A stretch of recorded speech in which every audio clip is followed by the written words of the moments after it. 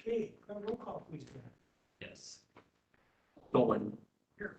Moody. Here. LaRue. Here. Odine. Here. Hoffman. Here. Holtkamp. Here. Prendergast. Here. Okay. Approval of minutes from the June 1st meeting. I'll approve the minutes. Second. First and second, any questions or comments on the minutes? All in favor? Aye. Opposed? Okay. Move on to public comments. If there's anybody in the audience that's something you want to talk about that isn't on the agenda, now would be the time. Okay. Next, move on to, well, first we're going to come to close the planning commission, open a public hearing for resolution 2021-02 to approve a special sign permit for an electronic reader board sign on the L1 Industrial Zoning District at 3329 Casey Street, Sterling Ponds Corporate Park. The first, Amy, our Community Development Director, will give us a little presentation on this.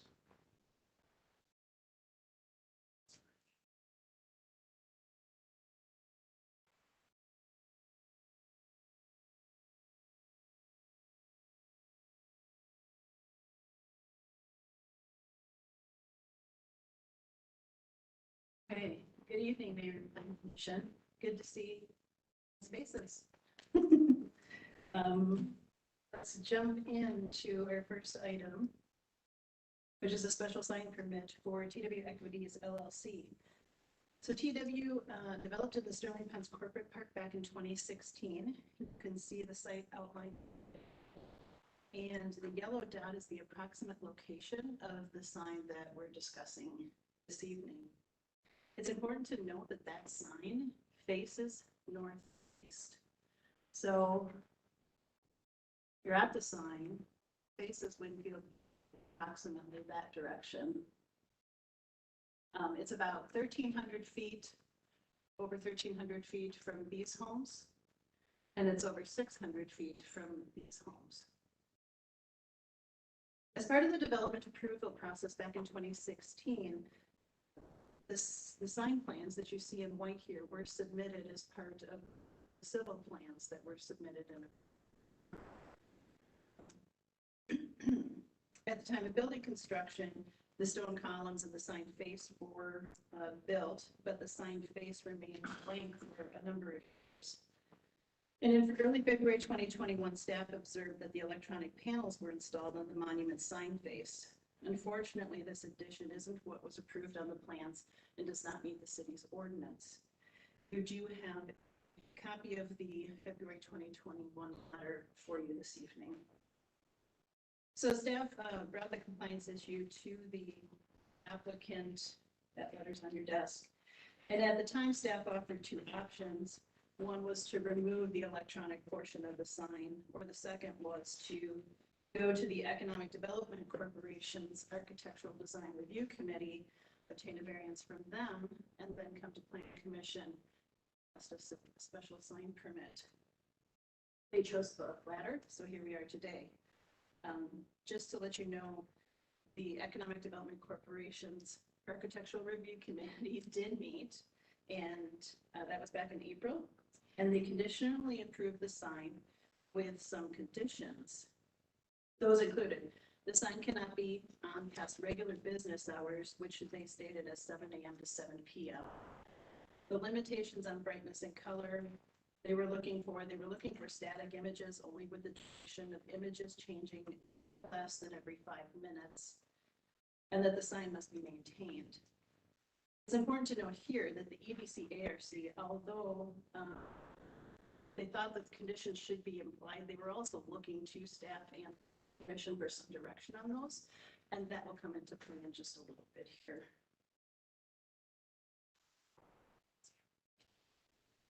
So Here are the review criteria for the special sign permit per code, and the applicant's responses are provided in the packet. Additional considerations from staff provided in the packet include the intent of the sign ordinance, the dated nature of the city's code regarding sign technology, and the precedent-setting implications. Under further analysis and in talking with the applicant, the conditions on the resolution provided in your packet pose challenges to the sign as currently installed. So therefore, there's an alternate resolution on your desk, and I'd like to walk through that with you. Next, the approach for the conditions in this alternate resolution take into consideration the municipal code, the conditions that are placed on the UWRF electronic sign, which, by the way, is the only one like this in the city, and also the sign that has already been installed. So if you take a look at that resolution, I'll just step through these with you. The hours of operation shall be between 6 a.m. and 12 a.m. Now that is per our municipal code, our municipal sign code, and goes back to the comment that I made earlier. The EDC ARC was looking to have hours, but I think that they would be okay with these hours. I think they were just looking for hours for the sign to be off. So, yes, and also those are the hours, the 6 a.m. to 12 a.m. are the hours that are conditioned on WRF's sign as well. So I'm also looking for consistency between special sign permits. It just makes it easier for staff when they're, right? The electronic sign face shall change up to, but not more frequently than every 6 seconds. Our code currently states 1 hour. 6 seconds is what is approved as the condition on UWRF's permit, with the contingency that if 6 seconds caused traffic issues or any other kind of issues, the city could change it. Well, in the 6 years that it's been up, we had issues. So 6 seconds, it is in line with the industry standard. I don't see any issues with it. Number 3, the electric sign must be equipped with photosensitive equipment that allows it to adjust to the ambient light. That is per code and is typical for sign technology for today. So, on to number 4, commercial messages displayed shall promote only goods and services provided by companies occupying the site on which the sign is erected. This is per code. And it further enforces that off-premise signs are not allowed. Number 5, a message or image shall not include full motion video, scrolling, or flashing. So the scrolling and flashing is included in the city's code. However, the full motion video was added as a criterion to the UWRF sign. That's why you're seeing it here. And lastly, number 6, again, is per code, and the intent is to alleviate sign clutter. So temporary signs where there is no electronic sign. So a couple considerations. One is that the sign wasn't installed without approval. If you can get past that and you're looking to approve the special sign permit, then it's important for you to understand a little bit about number 2. So in the sign code, it states that an electronic reader board, which is the section of code that we use, shall not exceed 60% of the overall sign area. I think the intent with this is that the electronic reader board is only a portion of the sign face, allowing the other portion to list the name of the business or the development, tenant, etc. In looking at other sign ordinances, they tend to use that same language. And in fact, some of them have it as 50%. So they want the electronic sign portion smaller and secondary to the name of the business. So this piece of the ordinance was not included on UW's conditions. It's not in the draft ordinance that you have before as an alternate either. I just wanted you to be able to understand why you're not seeing it and the implications that it can have to the sign. UWRF's sign is just about 100% of the sign face, as is the proposed TW sign. The electronic portion is just about 100% of the sign face. So with all of that, you've got some options. There is the resolution in your packet. There's the resolution that was on your desk. Choose to make other modifications if you see fit. Deny, table for more information. With that, I'll turn it back to you, Mayor. Does anybody in the audience has anything like to stand up and talk about this? Yeah, come on up. Yeah, come on up.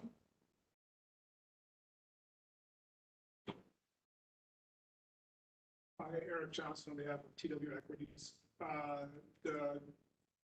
In support of the resolution as it's proposed, we are in support of the resolution as it's proposed. I think with electronic signs, I mean, the business name is advertised within the electronic sign. So the 60% or 50% square footage doesn't make a lot of sense because you've got the name electronically. Generally speaking, when each one of our visuals has the name of our businesses, various businesses in it. So I understand that we're moving from a 1970s model, 1980s model to a 2021 model. I don't know that 6 seconds is necessary, but I also don't know when 6 seconds is a problem. Street, really only one direction people would travel when they're coming to our facility, and that's on the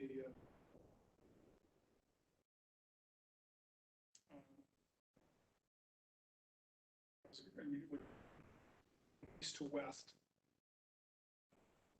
around the industrial park, where you'd be facing the sign for maybe 15 seconds if you were at or speed.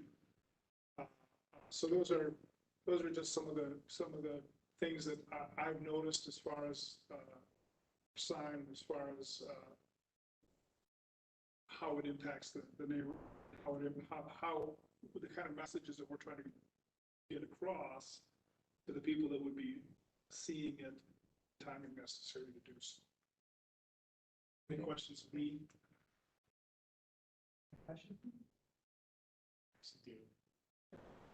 So y'all had an approved sign permit and didn't build a sign and then build something that's not approved. I don't think we ever actually applied for the permit. I think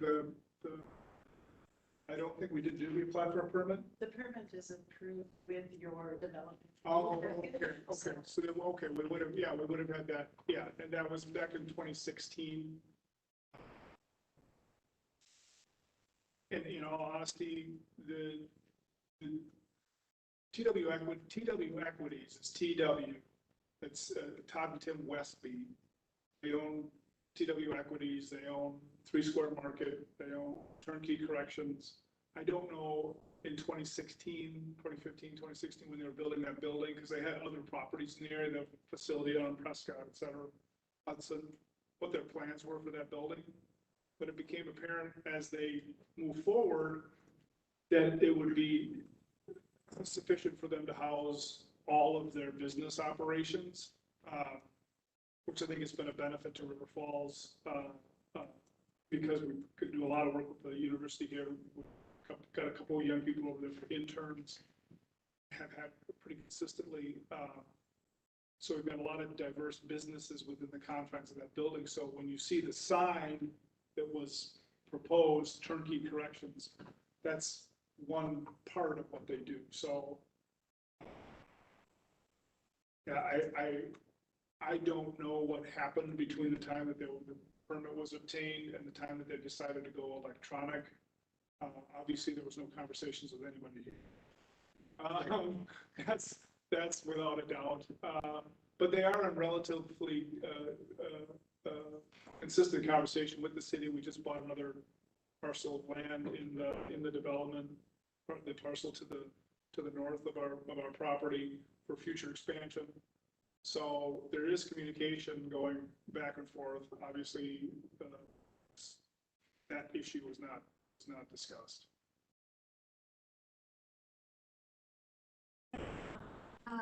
First of all, I want to thank you for calls your home and bringing business here. We really, having been out there, I also appreciate that somebody communicated with residents and there were no complaints as of this time. When I went by to check out the sign, you were wishing people had. Now, I don't know with some of these restrictions, if you're going to be able to continue to do that, but I considered if I was a worker and my kids and I went by and saw happy birthday, I thought that was a really nice touch. Plus, I didn't know you had a fishing pond out there. I didn't know you still had that. That's one of those things that move. I'm an attorney for these various businesses. And first put the pond in, and then we first put the fish in the pond. That's a retaining pond. They said I put fish in the pond. I said, well, I don't know if you can have people fishing out there because the slopes are kind of, okay, yeah, okay, well, no fishing then. Okay, so we put up no fishing signs.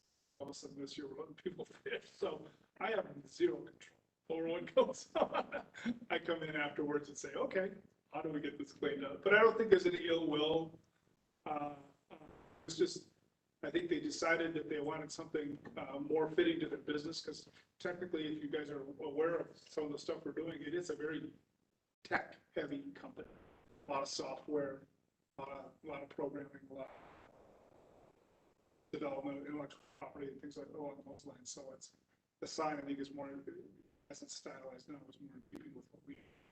And yeah, and I do also think that the signage is related to the businesses, the property, what we're doing, facility. So this fishing is now. So. And we'll probably get into this in our community talk, but I do think 6 seconds is way too fast. I was trying to read those signs, and one of them is directional. Oh, here is the entrance for this, and over here for.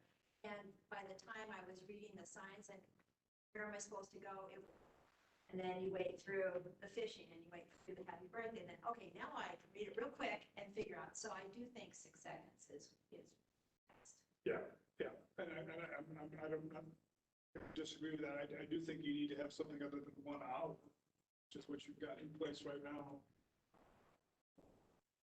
which again was designed for a different type of sign, different type of environment. But from our perspective, we obviously will adjust the sign to the city's requests. The advantages, as was stated by Ms. Peterson earlier on, is that really it's not impacting residents, and there's just those people using the road, which are mostly commercial and mostly during the day. I can see it at all. So as it switches.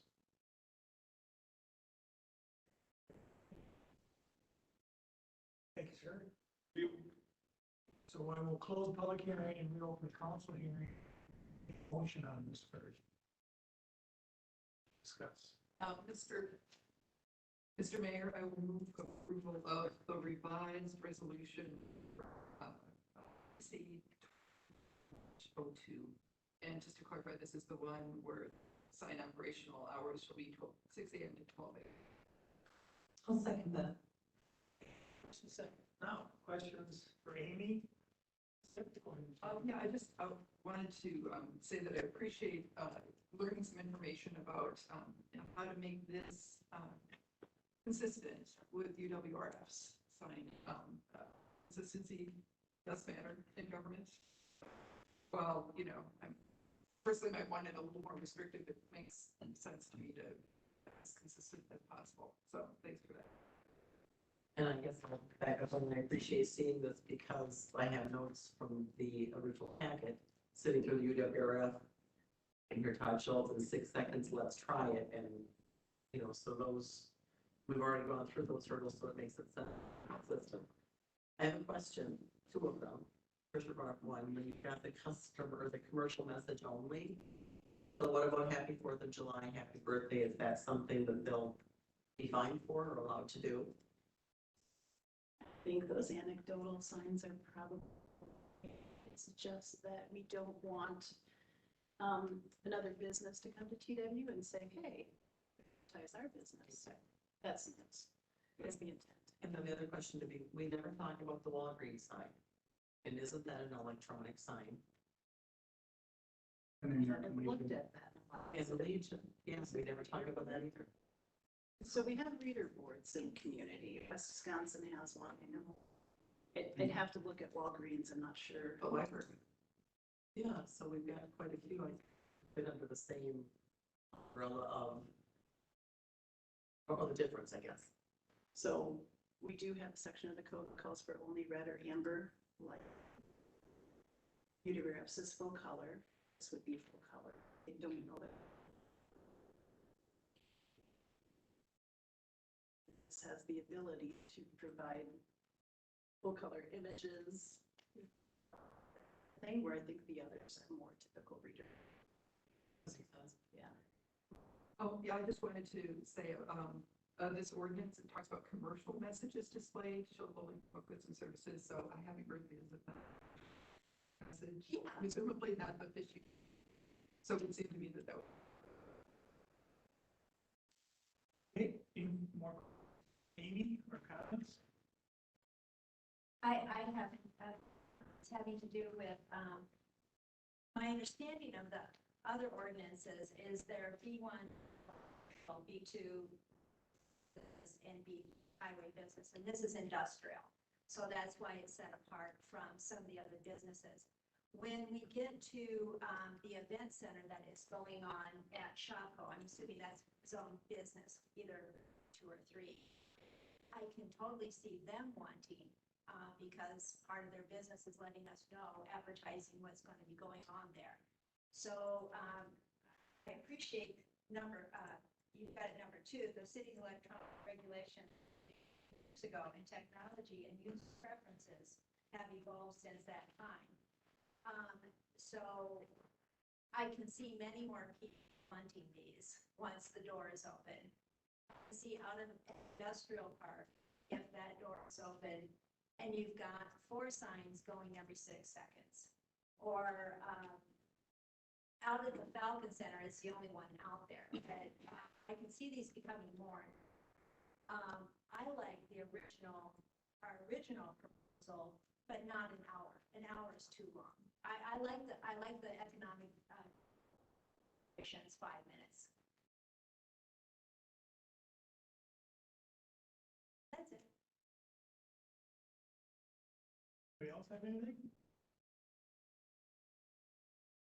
Well, I'll just say, I'm a business owner myself. I think the old resolutions are antiquated. We need to set plan for the future. That's kind of our job here. So if Tattersall is coming in and wanting to do something, or if we're promoting other commercial developments, they're going to be wanting this. I mean, we got to step into the 21st century. The 60%, I don't, obviously that's going to be changed. This resolution, is that correct? 60 to 100 university. It's simply not included in the solution. So it's just comments that we've got to start planning for the future and future growth and the technology all. So, and to keep it consistent is the thing too is, so whatever we can do to help you, I don't know if we're ready to do that this meeting. Ready to do what? Well, ready to pass this special for them. I mean, what precedents are we going to continue to have this revolving every month coming to us? I can give you just a little bit of history, and some of the others on the commission probably could too. So UWF was approved in 2015. I wasn't here at that time. I do recall staff talking about signs and special sign permits. There were a number of businesses in town applied for electronic signs through this special sign permit process, and were at that point Planning Commission and staff felt that they did not belong in River Falls. UWRF, I believe, was approved because they were different. They were an entity to the community. The signage was providing information to community members, not from necessarily a sales perspective, or commercial's perspective, what UWRF has to offer. So this would be a shift if this is approved this evening, and to see where it takes us. We will, I mean, obviously, we'll be working on the sign, it needs to be worked out. We need to do that, staff knows that. It's a matter of when can we squeeze that in? Because, as you both said, there's gonna be signs coming. So, I think with doing it this way, with this one, we're okay, because we're being consistent, like you said, with the other signs we already have. So as long as we're being consistent, until we get it chiseled in rock and stone, all we want, I think we'll be okay. That was just what I was going to mention. It's my understanding that maybe by next year, we'll be looking at amending our current sign ordinance to have your standards for signs. So I think we'll have to take a look at the timing. We'll also be in the midst of our comprehensive plan of a couple other plans. So whether the community as a whole can handle multiple large endeavors like that at one time, I think. Consider. Have you had any interest in other businesses doing this? Businesses that come in typically ask, and staff's typical response has been the historical, right? Businesses have wanted them. It's not allowed in our sign ordinance. There's a special process. However, they've not been approved in the past, so we typically don't. They go down that road. So It seems to me back when the university brought this up, it had been a bit of time since someone had asked for a order or something. So this was kind of we brought it down to the 6 seconds and, just looked at some data. Try this with the university. So there wasn't a big call for it. So it kind of the test pilot one, it's a main thoroughfare. What they're looking at is not a main thoroughfare, so that's a different ballgame, but it's working, obviously. No, there's not complaints, it's not, so we're kind of starting the format for the new, we get a chance to get to it, because now what's coming in is going to be frequently bigger and so progress. I think the complaint process is going to be an opportunity for some of these conversations with the residents to say, here's things we're seeing. What will our sign ordinance look like? Because we're going to have the public engagement, we're going to have surveys, we're going to have meetings. And so we can get a lot of response from people related to these issues and zoning updates and all the stuff we've been talking about. So we're going to be in good shape to answer some of these questions after. So it's just kicking the can. At least we'll talk to people, so we'll know it's this. Hey, anybody else? I've just got a quick one for Amy, one for Mr. Erickson. How much, I know they have a fee to get a special sign permit application. What did they have to pay to come before us? I believe it's 1,200. Okay, they're serious. That's that. And Mr. Erickson, I'm guessing if we say okay to the 6 seconds, that doesn't mean you have to do it for 6 seconds. You're not required to. Take it from someone who was there. 6 seconds is too fast to find out and read everything on that board to know where I'm supposed to go park. And I get frustrated easily. So you may want to do it for a minute. I understand what you're saying.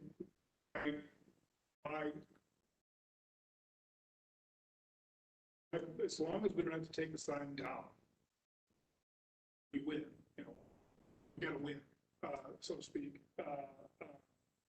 And I don't anticipate any changes in the time.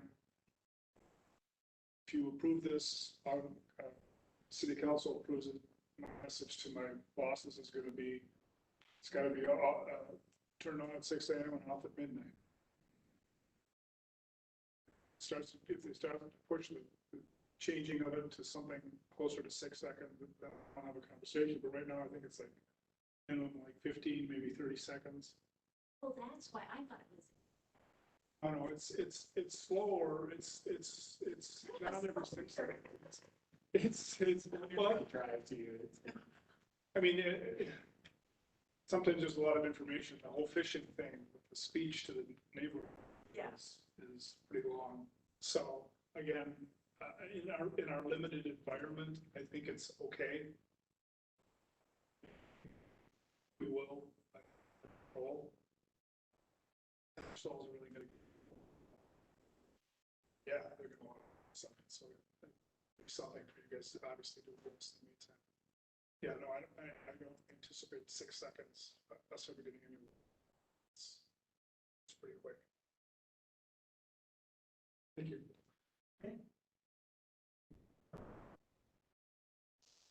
I guess what, sorry. In the Economic Development Corporation and their standards for the industrial park, even though this doesn't conform, they're okay with this, as long as we are. Is that just their resolution? It's my understanding that they would be. Again, they were looking for recommendations from staff on some of those criteria. I don't think they'll have a problem with us trying to stay consistent with our code. Because this could set precedent for them in the industrial park. You got other people wanting.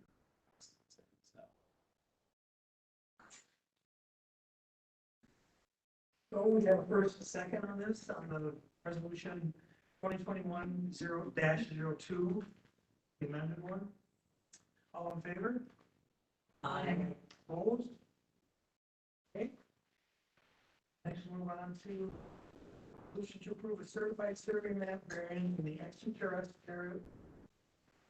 extraterritorial subdivision jurisdiction in the town of Clifton for David and Karen Meyer. And there again, Amy will have a little presentation.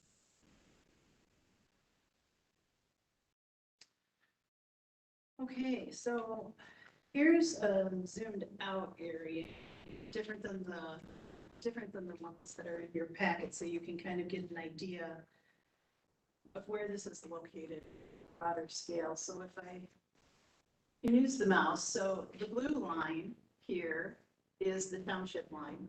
So everything west of here is town of Clifton. The magenta line is our extraterritorial zoning boundary. And the yellow line is approximately the extraterritorial subdivision boundary. So the property here at the red arrow is located in both subdivision and the extraterritorial zoning boundary.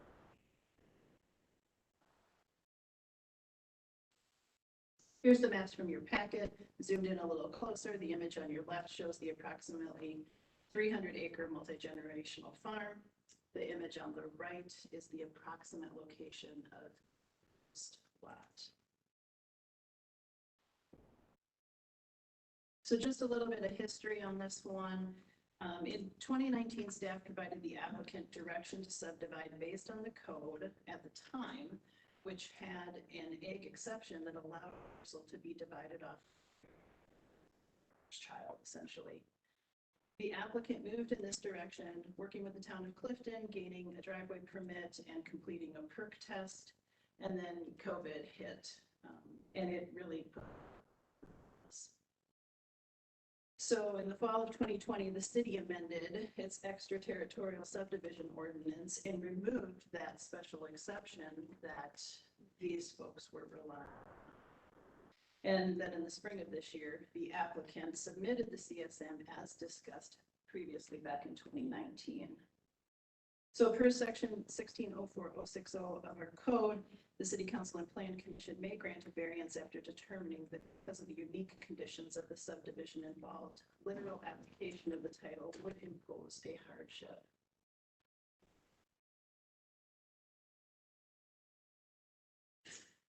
So at that point, when the CSM was submitted, staff provided some options to the applicant.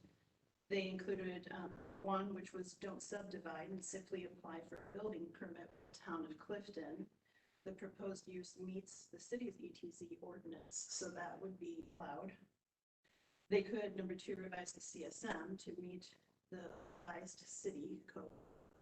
Or they could apply for a variance for the CSM as drafted, and the applicant's opted.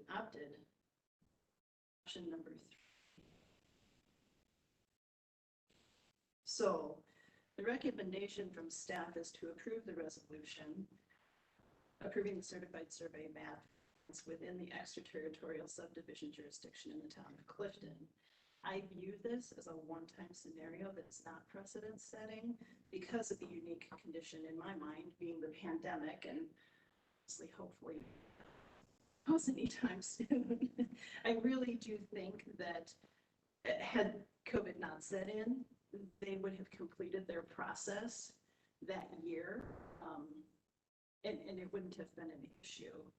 So now I will say it would have been for the applicant after such a time to check back in with the city. This is where we're at today. So staff's recommendation is to, with that, I'll turn it back to you, Mayor. The Myers are here. Questions for them as well. And I will, Shauna, To accept the resolution. I'll second that. okay, questions, comments? Amy, did you change the ordinance specifically because of the Myers application? Oh, gosh, no. So it's just a matter of circumstance and COVID and fear of the unknown and all. As I recall, we changed it to state law, which it. So, and I personally did not fault anyone in not noticing that we changed that. I mean, yeah, there was a good faith effort made before COVID to start the process. So, I mean, under grandfathering, technically it's not grandfathering, but they had made a good faith to start the process. Anybody else? Okay, well, first and second for the resolution to approve the certified survey map. Aye. Opposed? Okay. Good to go. Okay, next. You can just stay up there. Now we'll have the director's report. Okay, we do have a number of items for you from the director's report. So first off, on your desk, there's a copy of a request for proposals that was released last week for the upcoming planning updates. Again, these include the update to the comprehensive plan, the bike and ped plan, and the outdoor recreation plan. So I just wanted to run through with you a little bit about the process that's going to be coming up in the next couple months. Consultants will have until the end of July to submit their proposals. Proposal review committee will be formed that includes 3 staff, a council representative, and a commission representative. That group will meet to go through the proposals and rank them. So that ranking will then go to a plan commission council joint meeting August 24th at 5 p.m. Please note that on your calendar. At that meeting, we will have the top 2 ranked firms there for interviews. And at that joint meeting, and council will decide which firm to forward to council for approval. Spend a little time reviewing that. Just a few minutes in the next or so. So as I look ahead to the August meeting, we're looking to have the 700 South Main specific implementation plan on that agenda, the tax increment district 18 agenda, and the right-of-way vacation for East Park Street as well. And Grant may be with us for that meeting to provide some organizational as well. So just an update on the SUP process. So council did approve the changes that I should put forth on the special use permit ordinance.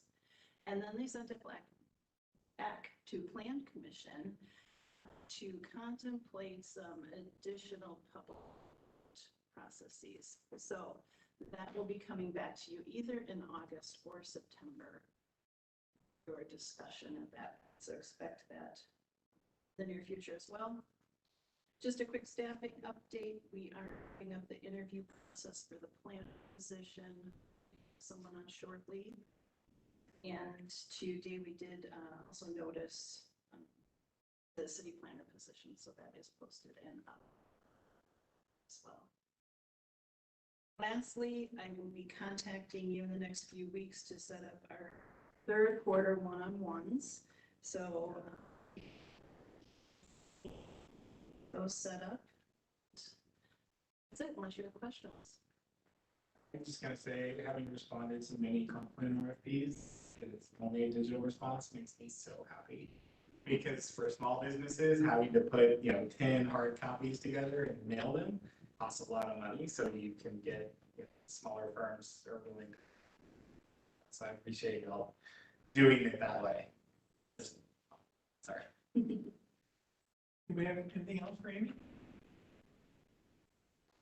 Thanks, Amy. You're doing a great job. Amy there. Okay. Are you looking for a motion to adjourn? Would anyone like to do that? Okay.